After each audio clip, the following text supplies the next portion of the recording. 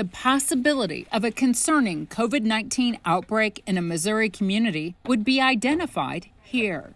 This University of Missouri professor of molecular microbiology and immunology is on the lookout for variants. His lab is in charge of Missouri's wastewater surveillance, and this time, Dr. Marc Johnson is watching for the rise of the latest and most contagious Omicron subvariant that's sweeping the country. It's called BA.2.12.1, now considered the stealth Omicron subvariant. BA.2.12.1 is very rapidly spreading through the state. We have seen BA.2.12.1 in about a dozen sewer sheds so far.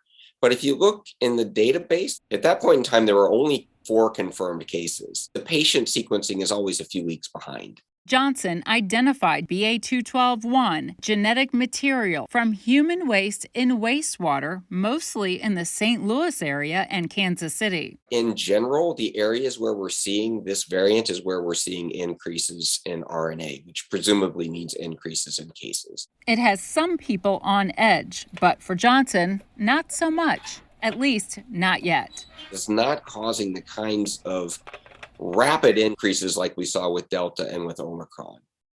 But we haven't crested yet. It could be that it's just a slow burn and it will continue to get worse. I don't know that. But what I can say right now is that actually the curve has bottomed up and the levels are going up in Missouri again.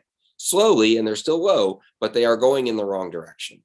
Johnson has been tracking COVID-19 and its variants in Missouri since early in the pandemic. His lab is collecting and testing samples of wastewater from sewer sheds across the state. It's part of the Sewershed Surveillance Project. It may seem like a dirty job, but it's an accurate one. The testing in his lab has been reliable, with insights and early warning. It is spreading faster than all the other Omicron variants right now. I'm sure within a week or two, it will be the dominant lineage in the U.S.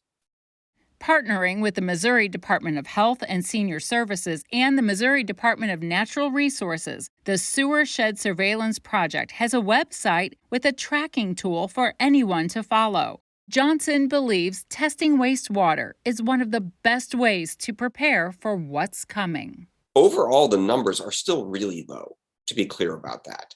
They're going in the wrong direction, but they're still really low. They're a fraction of what they were in January.